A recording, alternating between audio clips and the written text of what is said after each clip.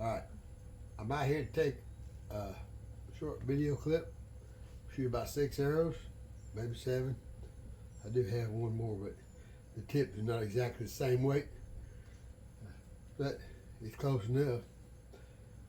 We'll do from 10 yards, sitting down.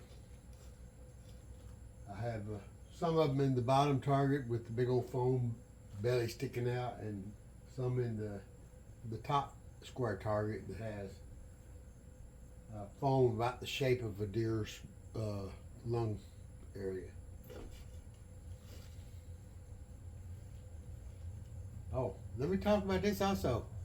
Bear, Super Grizzly, 40 pounds, 500 spine, blackout envy. Got my own feathers on there. I fletched up myself. I like them right there.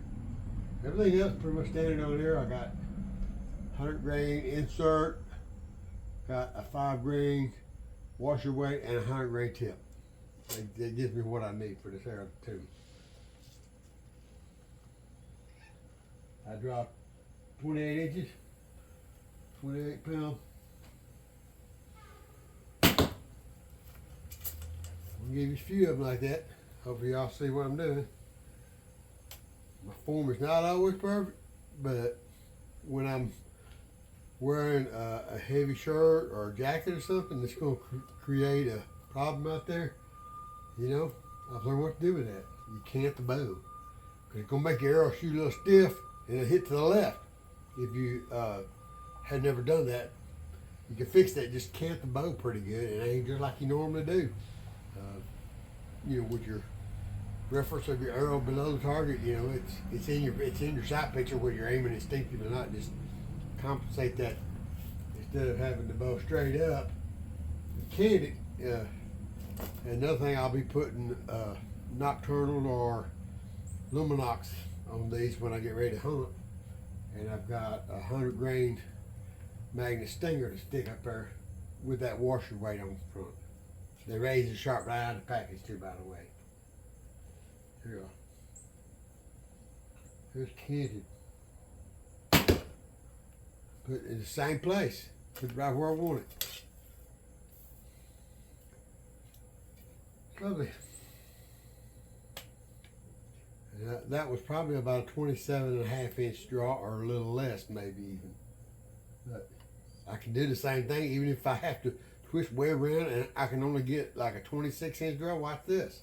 This one's going to be, instead of being behind my jawbone, it's going to be up here kind of like closer to the front of my face, maybe the corner of my mouth. That's about 2 inches shorter, 2 maybe 3. But I'm going to aim the same way with the tip, like I always do.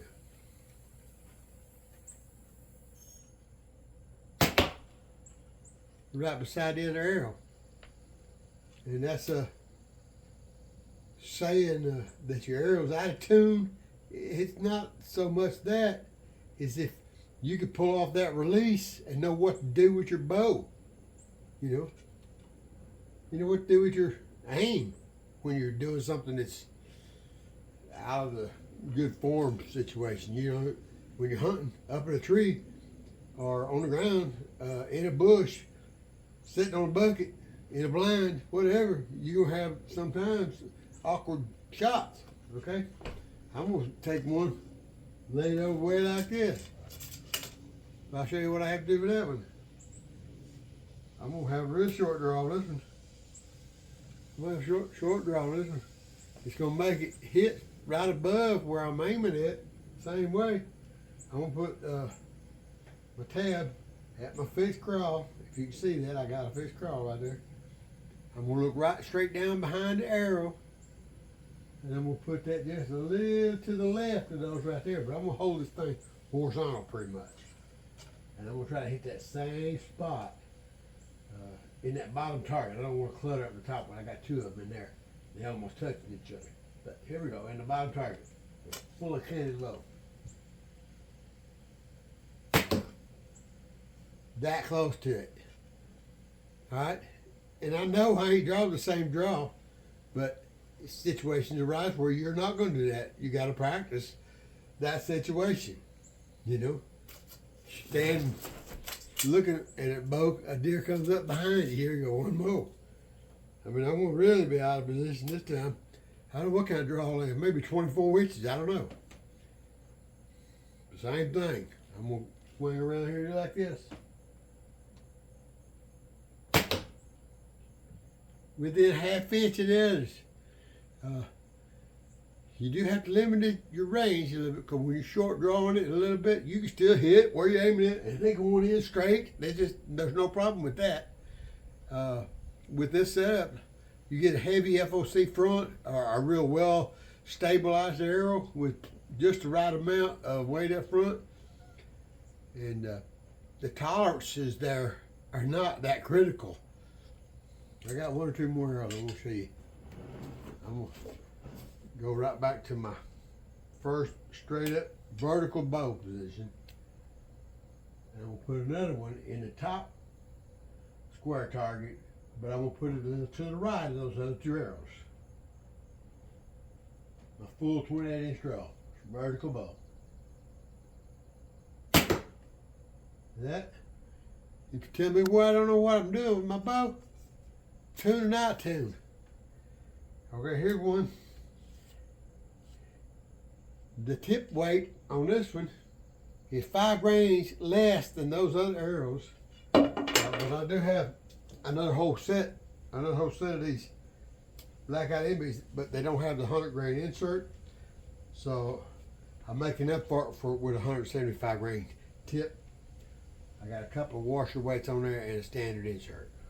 196.4 up front. In between them others. This is gonna be on the awkward shots too. A little low, but I'm still in between them. Look at that. I'm telling you, things are not as critical as some people make them out to be. You got to limit your range. I'm sitting at 10 yards, and I can hit like nobody's business. I don't know whether I'd ever get this close to a deer or not. Maybe if I was up in a tree, he would get that close. I don't know. You'd have to be scent free and sitting still, or have such many deer that are so used to you. I don't know. You maybe feed them by the hand. I don't know. But I've got a spot where I feed them in front of my house that I can shoot a 12-yard shot anytime I want to sit up there. I'm about 15, maybe 20 feet up a tree.